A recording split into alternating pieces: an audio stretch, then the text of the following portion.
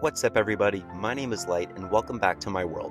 This is the third episode of Let's Build a Village, and in this episode we are going to be completely transforming this huge island that the village stretches across to. In order to do that, first I had to build a bridge that would provide access to that island. I have a lot of ideas for this island. I wanted to continue our theme of incorporating nature throughout the village. Some main features that I wanted to incorporate on this island are some docks and warehouses that can be used for ships to land at and trade with the villagers. But before we continue, let's actually glide across this ocean and check out the lost castle that I completed in this world just a couple weeks ago. This is a massive, intricate castle, and if you haven't seen it yet, be sure to check out the time lapse that I'll go ahead and throw up on screen for you right now. I really love how this castle turned out, so if you're interested, please check out that video. Now, let's jump back over to the island and continue the village. After building the bridge, I tidied up the roads a bit and continued terraforming the land in order to make some flatter areas to begin planning out where I'm going to have all of the builds on this island.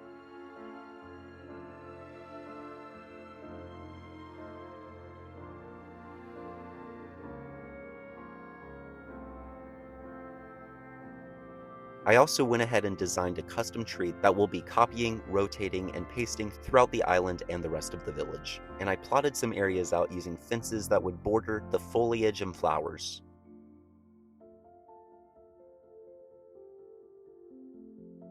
After that, it was time to begin making the first building on this island. Of course, if ships are going to be docking at this island, they'll need a lighthouse in order to find the island in the night.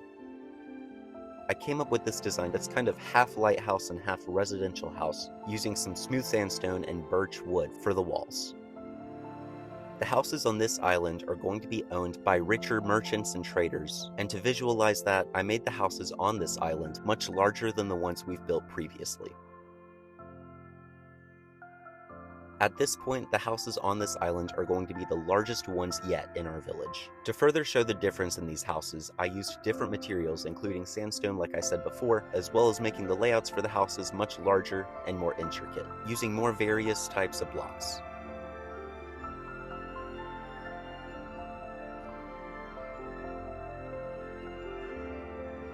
To match the aesthetic of the other houses, I kept the main feature of using prismarine and waxed copper blocks for the roofs of all the buildings.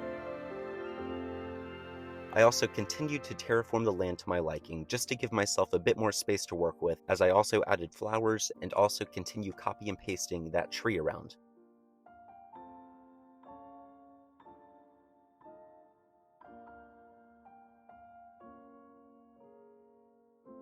You'll notice throughout this video that I continue going back to some of the houses and changing up some of the blocks that I used. This is either because I didn't like how the house looked at first, or because I just wanted to add some more variety to the village. I'll never really stop changing a build until I'm completely happy with it, so I guess that's just part of my building style.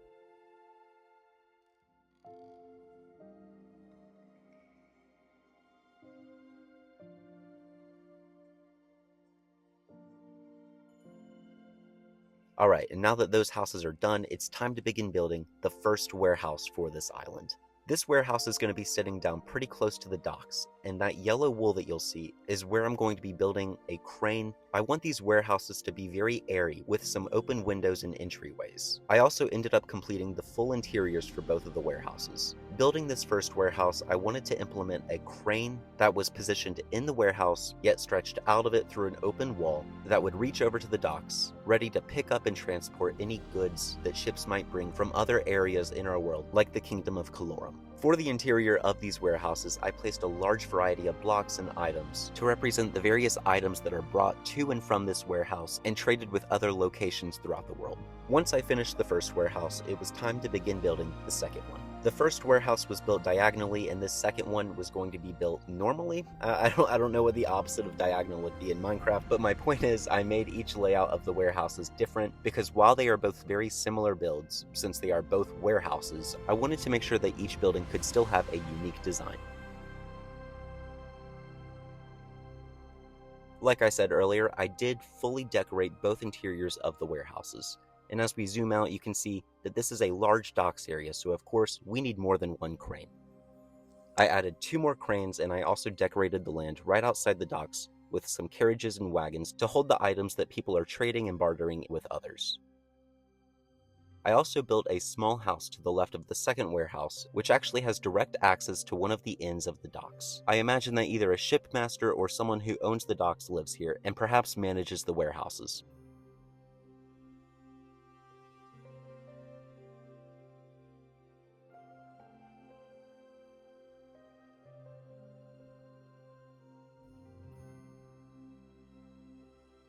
After terraforming the land a bit more to add some more decorations like trees and flowers to the island, we're actually going to warp over to the Kingdom of Colorum. We're coming here because ships are hard to build, so I am going to copy and paste one of the earlier designs that I used and bring it over to the village.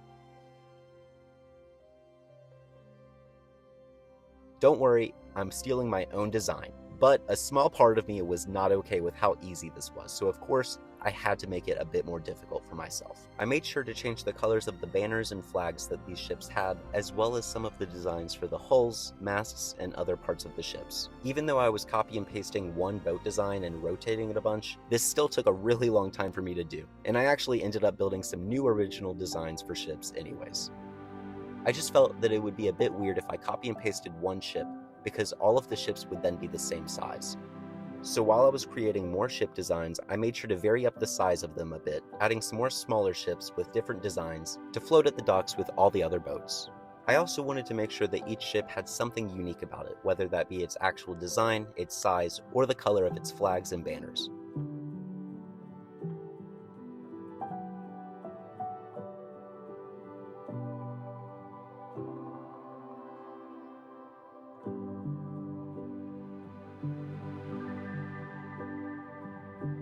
I really like the color and the brightness that these ships add to our village. It really makes the docks feel much more lively, and it adds a lot of interest to the village.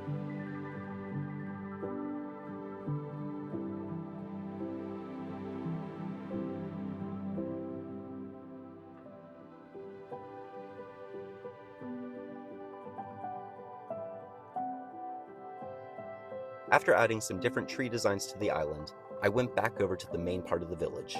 I wanted to terraform this area of land in order to make a river and a waterfall that would not only connect with the waterfall from the previous video, but would split off into some other waterfalls that would flow down the hill. And of course, if we're going to have some waterfalls, I needed to add one more bridge that would give us access to this other part of the village. Now, the way that I planned out this part of the village gives us a very small strip of land to work with, and I had an idea on how to use this strip of land to its fullest effect. Because this edge of land is also kind of steep, I wanted to fill it in with as many houses as I could. To do this, I did terraform the land just a bit in order to give me some flatter land to work with and begin planning out the layout for the houses that would sit on this edge. Another thing I wanted to do for the houses over here was add a deck for every single one. This means that the people living in these houses actually have a direct view of the lost castle sitting on their horizon across the ocean. I didn't necessarily plan for this to happen, but it just feels so perfect and I love how it came out.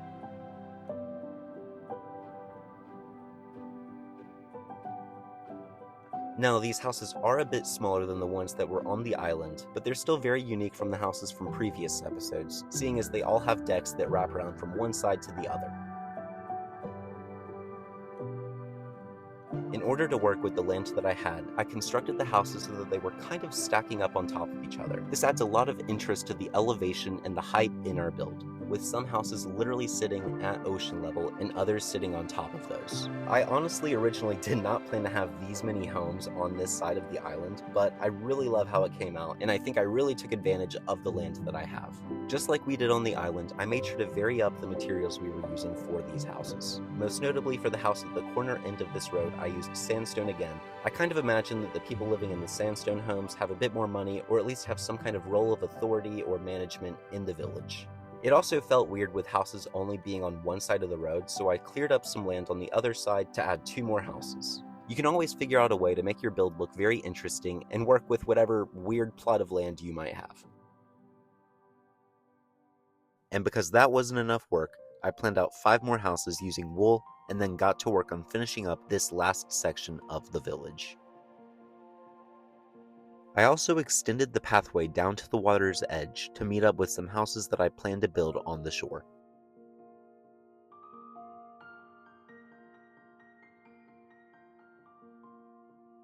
Because this part of the terrain is so stretched out, I wanted to include a lot more towers to make use of all of the space that I had. The differing elevations of all of the balconies and towers also make the view of the village from the sea very cool to look at, with a couple houses sitting close to the ocean surface and the others towering above them.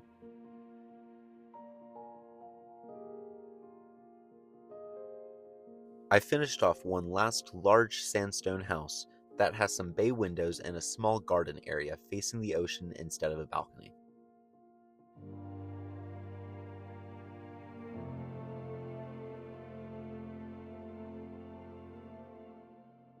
And once the houses were done, of course, I added some trees and foliage to bring nature back into our village.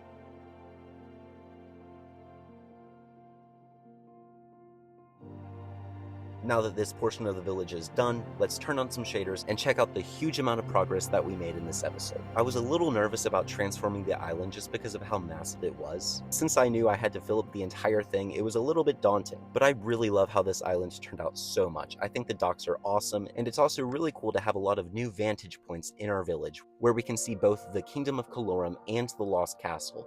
Walking around the village and just seeing the Lost Castle and the towers of the kingdom on far opposing ends of the horizon makes this village in between them feel so warm and inviting. It really ties our world together and makes it feel a lot realer than it did before. If you didn't know, I will be putting this world up for download once our village is complete. So if you're interested in exploring this world for yourself and seeing the Kingdom of Calorum, the village, and the Lost Castle, then be sure to stay tuned, because once this village is completed, I will be releasing a Patreon where supporters of mine will be able to download this world for themselves. It's actually insane how much progress I've made in this world in just the past few weeks. And I only have you guys to thank for giving me the awesome feedback and support in the form of the growth of this channel, and especially the comments you guys leave on all of my videos. Tell me in the comments section what your favorite part of the village is. And also let me know what else you want to see me build in the village, because I'd love to include your ideas. I'm not completely sure if the next video will be the last one of this series, but our village is definitely nearing completion. Be sure to subscribe for more content just like this, and if you enjoyed this video, I would really appreciate if you left a like. Thank you all so much for watching, and I'll see all of you in the next video.